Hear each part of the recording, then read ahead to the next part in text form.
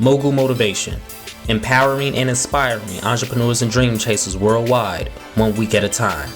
Presented by True Stories Media, and I am your host, Antoine Twiz Taylor. The valley in my hands flooded with tears. It was there I drowned for so many years. Depression became my oppression, fear was my obsession, and if it's true what they say about first impressions, then well, I failed that lesson. It was hard to face it.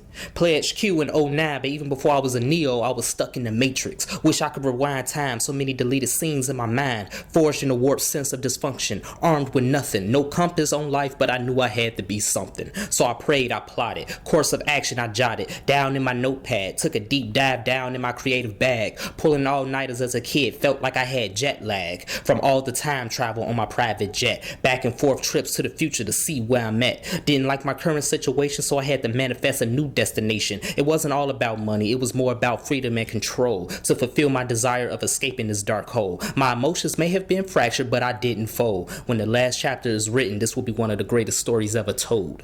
Because I realize now that all that hell wasn't meant to hurt you, it was meant to mold you into a genius, so everything can come full circle. I used to be a poet. In high school, college, I wrote poetry a lot. After I graduated, I didn't write much, and Nicole has always urged me and asked me to get back into writing poetry, more so for the benefit of my mental health and to help me with my creativity and to stay happy and peaceful. Because when I wrote poems, that was my escape. When I wrote short stories, that was my escape. Even as a kid. I remember watching Disney movies a lot, a Goofy movie, The Lion King, Toy Story, all of those movies like most kids did, but I remember writing my own versions of those movies, alternate plot lines. And I was doing this as a kid, mainly because I was bored, I was an only child, but most importantly, because it was an escape. I didn't have the worst upbringing, but my upbringing still had its challenges. I look back on those times and the dreams I had, the notes I left myself, the short stories. I look back on all of those things.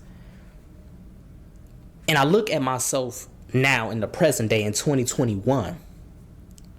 And everything is coming full circle.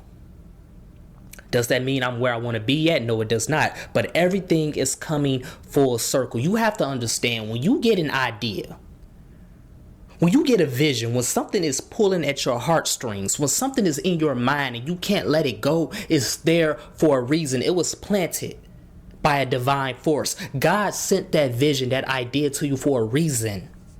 And if that idea is still on your mind, year after year, you may get distracted, you may get knocked off your trajectory, but if that is still in your mind, it's there for a reason. Everything is going to come full circle. You have to bring it to fruition. You cannot abandon that vision. I'm grateful that my dreams, my visions are coming true. This podcast you're listening to, Mogul Motivation. My other podcast, go subscribe if you haven't, Sociology. My books that I'm writing. Everything I'm doing as a media professional is coming true. Because I look back over my life and it was always there. The glimpse, the vision, the ideas, the desire was always there. And it's coming full circle. It's not coming how I envisioned it, but it's coming. And I submit it's the same with you. Things might not come into fruition or form how you see them in your mind, but it's still coming to form. It's still coming to pass. Do not let go of the dreams and the visions you had when you were younger. Even if you weren't young, even the dreams and visions you had a couple years ago, if they're still on your mind, they are there for a reason. It is up to you to complete the circle. Complete the circle. Bring everything full circle. Do not leave anything unfinished. Because see, when a circle isn't finished, ladies and gentlemen, there's a breach. There's an opening to it. You have to complete that circle so that your confidence, so that your belief, so that your passion is protected from the outside world. You see, my passion protected me from the outside world. It stopped me from going insane. It stopped me from going down the wrong path. You have to come full circle so everything that is near and dear to your heart, everything that is valuable, is protected by divine energy. But only you can do it. Your faith told you where to go. We talked about this on a previous episode. Your faith told you which door you need to go to, right? And in the meantime, until those keys are forged, you have to work. You have to continue to focus on you and focus on your dreams, your business, your career, whatever it is you're chasing. So when the key drops in your lap, you're ready to step through that door and hit the ground running. Is at that point things come full circle. Because once that circle is complete, it will never be broken. That doesn't mean it won't be any hard times. It doesn't mean it won't be any more trials and tribulations, but everything has come full circle. The plan is concrete. The vision is solidified. You know who you are. You know what you're doing, and there's nothing anybody can say or do that will challenge you or stop you on this path. Doesn't matter what it is, entrepreneurship, career, any type of goal you have, when it comes full circle, you can't be stopped. But it only comes full circle when you accept that vision, when you accept that passion. It might not be what you think you want to do, but if it's on your mind, it's there for a reason. That's all I'm trying to tell you. Sometimes we want to be something, and it's not meant for us to be that. It's meant for us to be this, but we're ignoring it because we think it ain't enough money to be made in that, or that's not going to make an impact. I'm trying to tell you, nothing is by accident. Just as I had those dreams and visions when I was a kid, in high school, in college, of being on the radio, of making movies, of creating stories, I'm doing that now. I'm doing it now. So whatever is on your mind, you might be doing it now. Appreciate it. Go harder so you can elevate it, so you can make it stronger, so you can strengthen that circle, reinforce that circle, and keep it solid. And if you're not doing what you need to be doing, stop ignoring it. Accept it. Don't worry about it not being sexy enough. Don't worry about it not being a money maker. Money gonna come regardless.